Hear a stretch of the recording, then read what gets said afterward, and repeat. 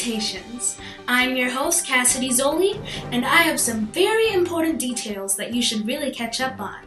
So make sure you stay in tuned with summer reading news. I was absolutely astonished by the spectacular realistic fiction book titled Holes by Sachar.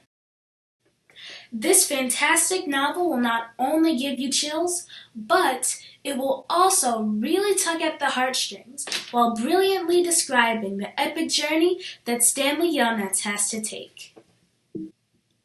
In fact, Holes is found so interesting to juvenile readers that it even won a John Newbery Medal. A Newbery Medal is an award that is given to authors because their book is described as the most distinguished contribution to American literature for children. In the book, the main character Stanley is accused of stealing a pair of sneakers that were held on auction. The sneakers belonged to a popular baseball player named Clyde Livingston. Stanley did not really commit the crime, but the judge did not believe his story. He then had two options. He could either go to jail or be sent to Camp Green Lake. Stanley chose to attend the camp. At Camp Green Lake, Stanley had to dig holes precisely 5 feet wide and 5 feet deep. It was a very difficult task for him. The boys at the camp were forced to dig these holes because the warden of Camp Green Lake desired to find an ancient, valuable object. Stanley met a few guys at camp who were nice to him. They ended up becoming friends. But the boys were called by rather peculiar nicknames, such as X-Ray, Armpit, and even Barf Bag. Later in the story, Stanley meets a person called Zero. Even though his real name is Hector, he is called this because he does not know how to read. But he is excellent at digging the holes. One day, Stanley and Hector meet up. They decide that it would be a stupendous idea if Hector dug Stanley's holes for him, and in return, Stanley gave Hector reading lessons. But once the two camp instructors and the warden gained knowledge of the pact, they immediately ordered them to discontinue it. The warden told the boys that Zero had basically been digging Stanley's holes for nothing since he clearly hadn't learned anything from the reading lessons.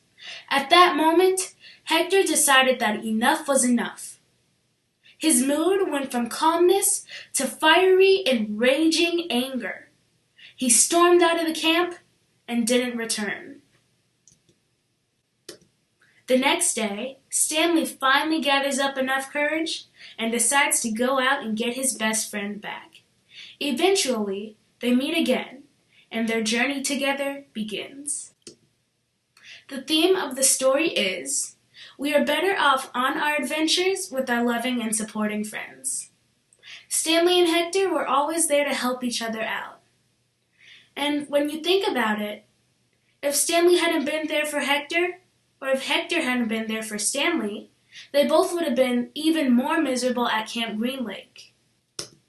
When it came to being stuck at the agonizing Camp Green Lake, together, the two pals did whatever it took to escape the cruelnesses of the camp.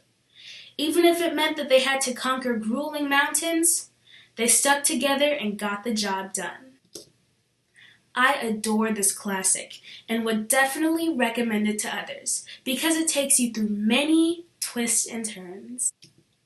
The use of vivid language really grasps you into the story and makes you feel like you're standing right there watching it all happen at the campsite. A very useful life lesson is learned as well. Because Holes reveals the beauty of friendship and teamwork, you are hopefully able to view the world in a different and more kind way than you did before you read the book. You know what they say, the journey of a lifetime starts with the turning of a page. Don't forget to have a fascinating Friday filled with learning. This is your host, Cassidy Dzoole, signing off.